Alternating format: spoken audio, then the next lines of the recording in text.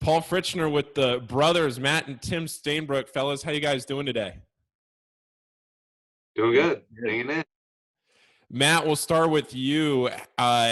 Take us through your career since Xavier. What have you been up to as far as your playing career goes, and what are you up to now?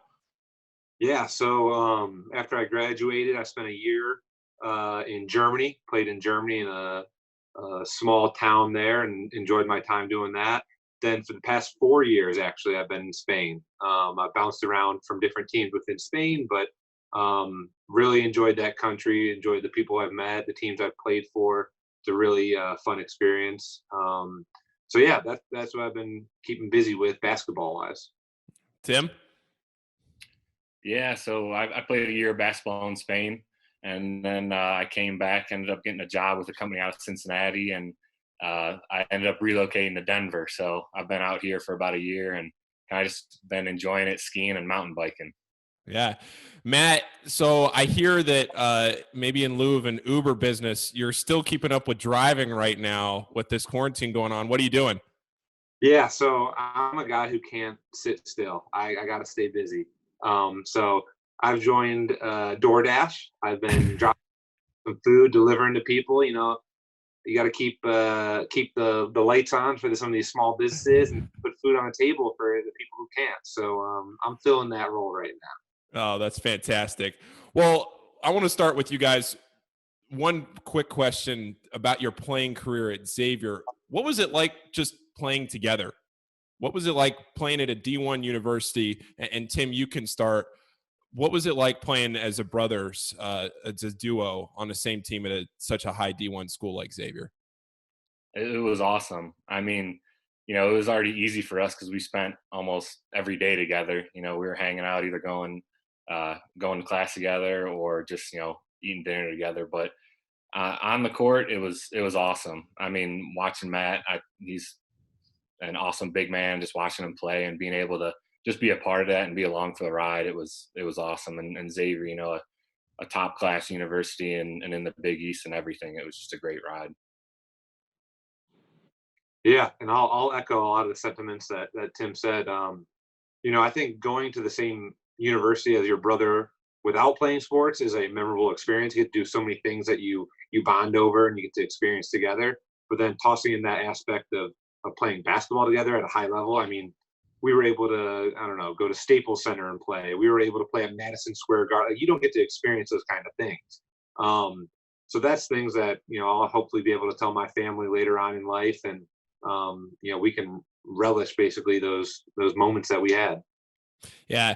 Matt, you came to Xavier, you transferred in, and when you were transferring to Xavier, Coach Mack demanded a lot of you to come and play for the Musketeers, and you met all those expectations, and a lot of people would say you exceeded them. But when you knew you were transferring and coming to Xavier, what did you feel like in your head was the most important thing you had to do to prepare yourself to come play at Xavier? Well, that's actually funny. So when I kind of found out that I was going to be transferring, I remember calling my parents saying, "Hey, I guess I'm going to come back and try to play at Case Western, play D3." I had no idea what my sort of market would be. So when I, kind of got the call, and the first call was actually from Coach Steele, I got that and I thought, oh my gosh, like I didn't know this was going to happen. So I felt a lot of pressure. I think the biggest thing that I needed to do was I need to get to the best shape that I could. Now I'm not a guy who's going to be having the physique of Jalen Reynolds, but I got to do my best to try to get towards that. So I thought I did a pretty good job working with Coach Jennings in that summer. And then from there, I was just hungry to soak in any knowledge that any of the assistant coaches, any of the head, Coach Mack could give to me. So I tried to live in the gym, tried to make myself better because I knew that it's a different level than what I was used to. And I was totally surprised. So you go from Western Michigan to Xavier and then to playing overseas. What did you think was the biggest difference in playing at each of those levels? Yeah, so I'd say from going to Western Michigan to Xavier, the attention to detail is so much higher there. Like you have a really strict set of rules. You know your identity. You know what you're going to do as a team. Where at Western, I'd say, is a little more loose. It wasn't bad, but it was, you have the more facilities and the utilities to kind of do that stuff. And then going from Xavier to overseas, it's a totally different beast. You're a grown man. You're an adult. First off, I remember my first year I played in Germany, I was playing with a guy who was 34 and I was 24. So he's 10 years older than me. I'm like, holy moly, I'm not used to this. That's a grown man. But then outside of basketball, you don't have school. You have to, cook, clean, do your laundry. You have to pay your bill. You have to be an adult. So that's the biggest difference there. Yeah. And Tim, for you, you went overseas and played in Spain. And what did you feel like you took from Xavier playing in the Big East and being able to go from being a walk-on at Xavier to then going over and pursuing a professional career in Spain?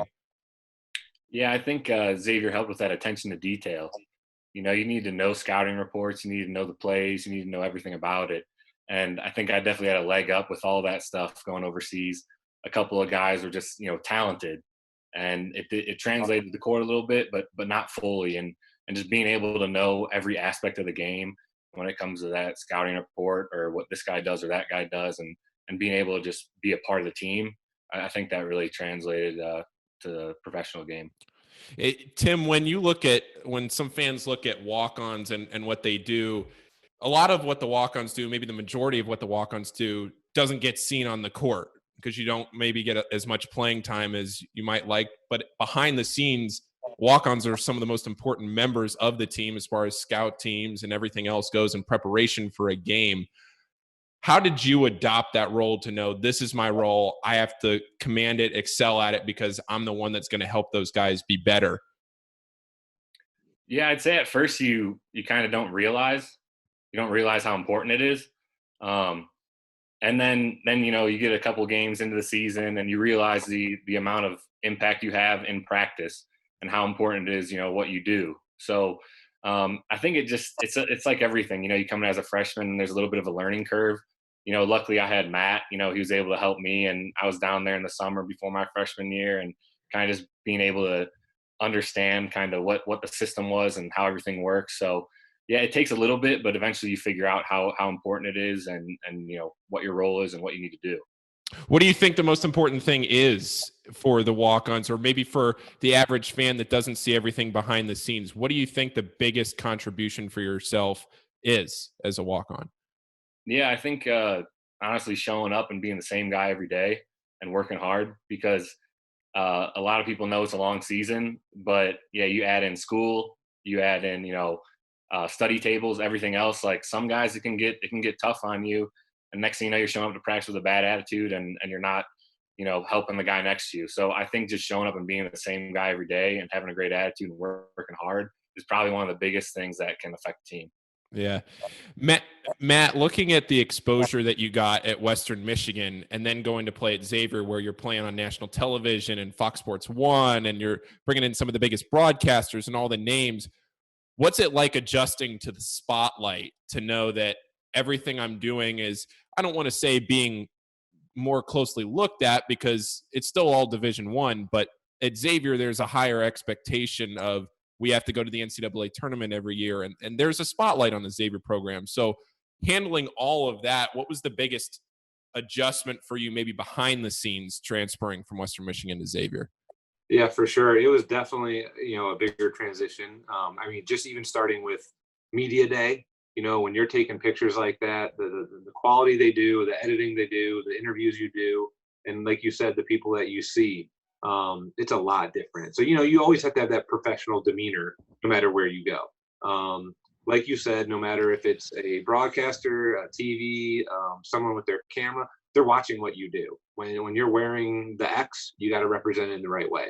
So yeah, like you said, maybe there was times at Western or smaller schools that you're able to kind of get relaxed and, act a little bit childish, but you really can't do that when you're at a high level program. And I think the culture of the program, the culture that Xavier has, instill a lot of values, and it teaches people to grow up. So overall, I thought it was a good experience with that. And I was able to transition pretty well. I feel like I'm fairly well spoken with some of these interviews. So it wasn't too big of a transition, but it's definitely something you had to notice.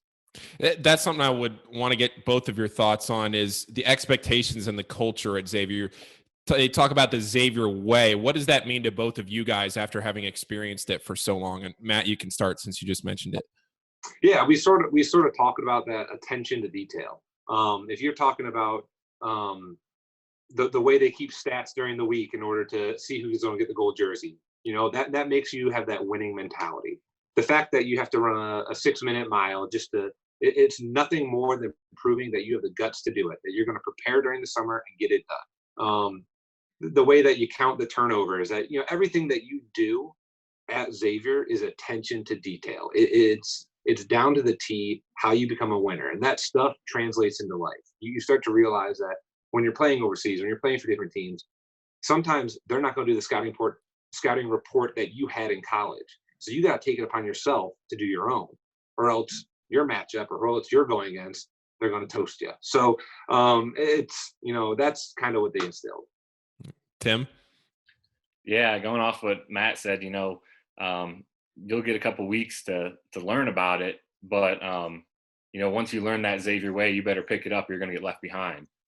If you want to play, and if that's what you want to do, you need to know what the Xavier way is. Working hard, attention to detail, like Matt said, to help the team get to the next level and get to the NCAA tournament. So, it's not easy, but once you learn it, it's a great thing to be a part of. What do you guys think, and Tim, we'll start with you. What do you guys think is the best advantage that Xavier has as a basketball program, from the home court atmosphere to the facilities to the team and the program and the coaching staff, which I know has changed since you guys have been there, but Coach Steele is still there. What do you guys feel like put Xavier above other schools? I'd definitely say like a combination of, this is an easy way to say it, but a combination of everything. The coaching staff is huge. The facilities is huge. You can have great facilities, but not a good coaching staff. Matt Jennings, he's done so much for everyone. And then just the fact that you pretty much get the whole school thrown behind you. Everyone's in it to win. Everyone's about it. Everyone's putting everything they can into it. And I think that's the biggest thing, just kind of having the full support of everyone at the university. And that's truly what it felt like. Matt? Yeah, I think first off, you talk about the fans and the atmosphere. Cintas Center is always rocking, always crazy. I remember the first time walking out there, even when I was playing for Western Michigan against Xavier, you're like, this is a college arena? Like, this is ridiculous. So I think that edge is huge. Then when you go kind of towards the basketball athletic side, the investment and the dedication of the program along with the athletic department is huge. With Xavier not being a football school, they know that they want to excel in basketball. So when it comes down from Greg Christopher, Dave Fluker, Matt Jennings, coaches, everyone, you ask for anything that's going to help you in your basketball or academic endeavors, they will do it. They will do what they have to do to make you a better basketball player and a better person. I don't think you get that from a lot of universities. I think you see it on the athletic side, but not on the academic or human side. So I think that kind of well-rounded approach is what makes it so special. Matt, what did you feel like when you come to Xavier for the first time, and you touched on it a little bit, but you go out there and you're playing in your first game, and you played at Xavier with Western Michigan, but then you come and play at in the Musketeers jersey, and you look up and you see the bright lights, and it's early in the season. Do you have any jitters, or is it just, hey, this is basketball and we're just going to keep playing like we always have? For me, it wasn't so much jitters. It was more excitement and goosebumps. I remember walking out there and, hearing everyone cheer, and you're like, all these people are here to watch Xavier, here to watch us, have us play. Like, that is insane. So I wasn't so much nervous as I was like excited, and, the feeling of being able to do that was incredible. Yeah. Both of you guys have talked about Coach Jennings. Matt, how good of friends were you guys for that summer? You know what? He was my friend and my foe at first. I always knew that he had my best interest at heart. So that's why it's easy to work for a guy who actually cares about you. I think when someone's there just to yell at you or try to make you feel bad, or, trying to get the best out of you but not doing it in the right way, it's easy to kind of not like them. But Matt Jennings is a stand-up guy. I still talk to him a lot. I see him a lot during the summer. That was one of the toughest summers I've ever had. I remember the first workout I did with him, I was borderline ready to throw up. My legs were cramping. I couldn't stand up. And I'm thinking, I got to go to class now? Like, what in the heck? But it was definitely a tough summer, and Matt Jennings is an awesome, awesome guy. Tim, how much complaining did you have to listen to? Yeah, a good amount.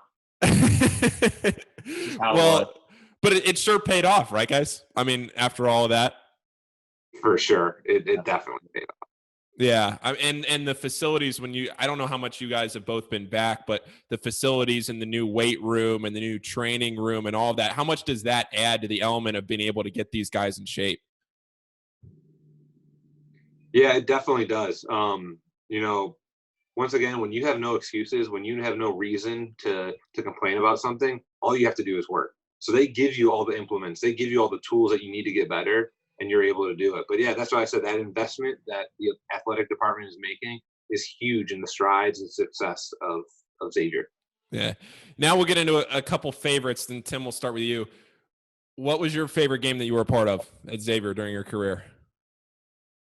That's a tough one.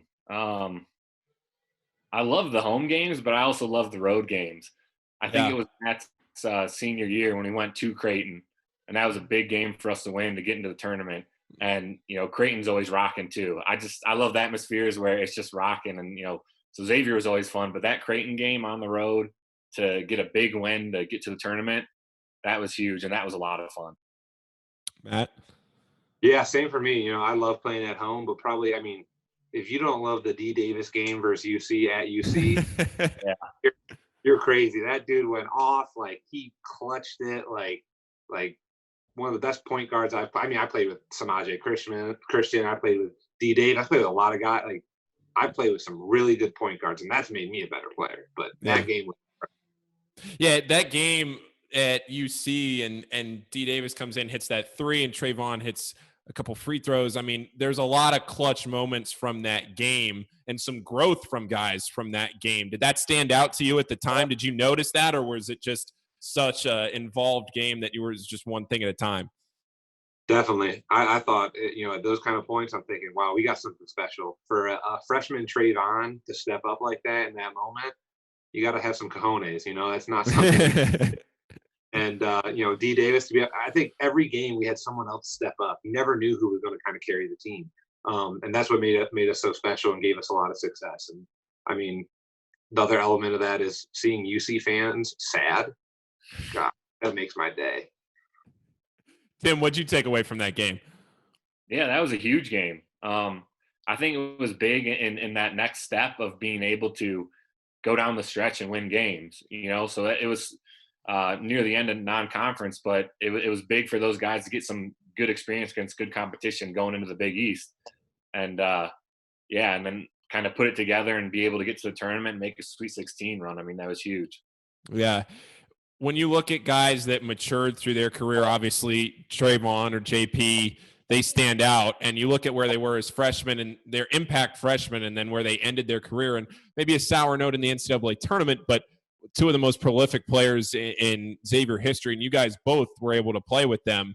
What did you guys see early on in their careers that brought them to where Xavier was when they graduated as seniors? And Matt, I know you weren't on the team with them as seniors, but as a Xavier alumni, you follow along, and I'm assuming stay in contact as much as you can. So what was it like playing with them early and seeing how that team progressed through? Yeah, Tim, I'll let you start because you played more with them, so I'll let you start. Yeah, I think when they came in as freshmen, they understood the Xavier way and they were working really hard, but you're still 18, 19 years old, so they're still kind of developing and growing into that. And they set themselves up early to be able to thrive, especially near the end of their career. I mean, don't get me wrong, they did their whole career there, but going in their senior year, they were on a team that was number one seed in the NCAA tournament. That's extremely difficult to do. So, they put in that work early to be, great at the end, and that's what they were.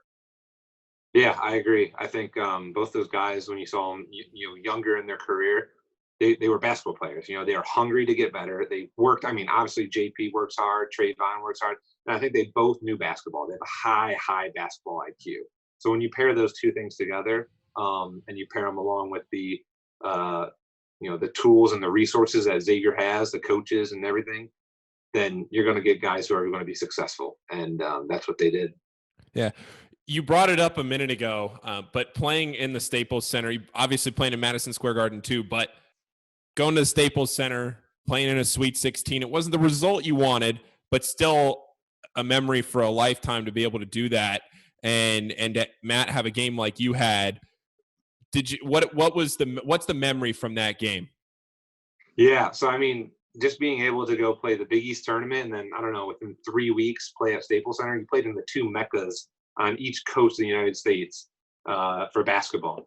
That was an incredible experience. But I remember the Staples Center has that sort of glow to it, where the court's lit up, the fans are kind of darkened out. You felt like you were in a movie. I feel like you see a lot of Staples Center in the movies, and it felt like a surreal experience. I remember fans cheering for me. I remember some guys dressed up like me. It was ridiculous. It was an awesome time. Tim? Yeah, it was awesome. Watching Matt play so well and the team play so well. We came up short, but it was an awesome experience. I could see our family, across the court in like the front two rows, and just having a great time. And it was awesome to be a part of and just be there. Yeah. What are some of the best memories you guys had outside of basketball with Xavier? And I'll leave it floor open, whatever it might be, but outside of basketball, off the court, what are some of your best memories of being a Musketeer? Matt, you can start.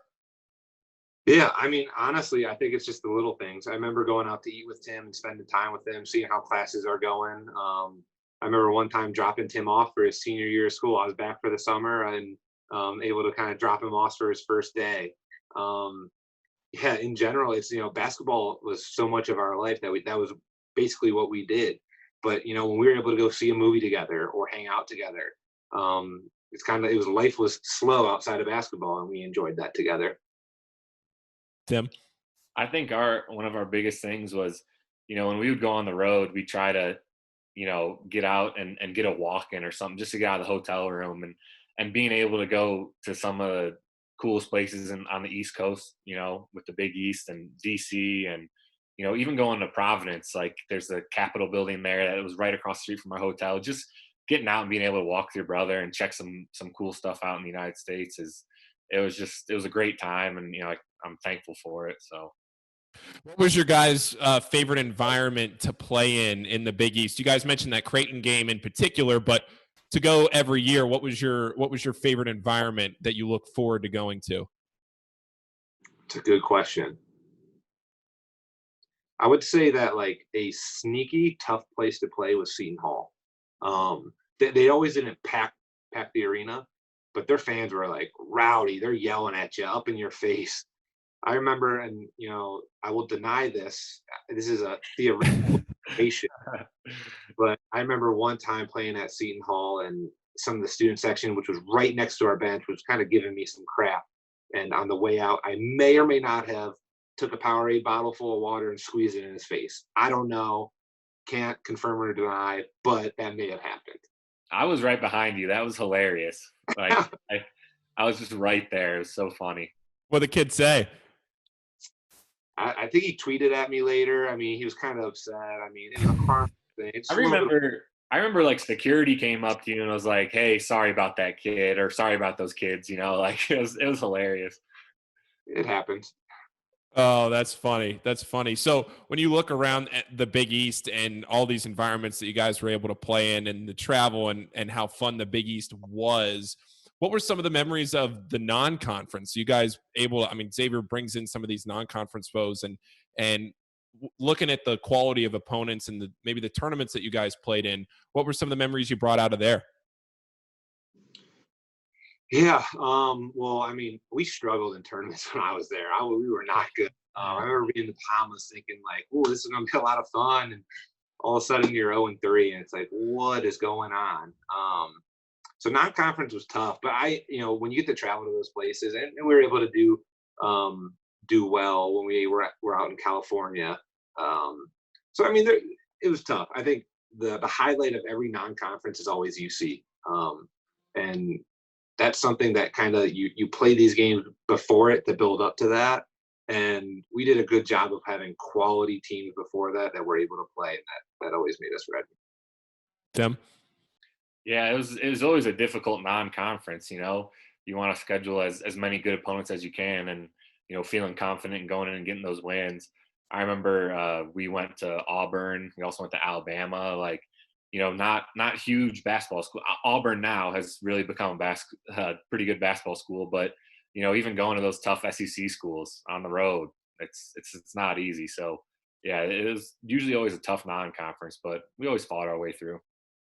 Tim, for you joining the team, playing for Xavier, what was the communication like for you to get onto the team in the first place, and how did you know that you were going to play at Xavier? Yeah, I remember just getting a call from Matt. I think after a couple of games, like Coach Steele or someone mentioned about getting a preferred walk-on spot, and I've been talking to a couple of D2 schools. I did a couple unofficial visits to a couple Division I schools. And, when that kind of came through, it was just when Matt even mentioned it to me, I was like, that kind of moves it right up to number one, no matter what, getting the chance to kind of be with your brother.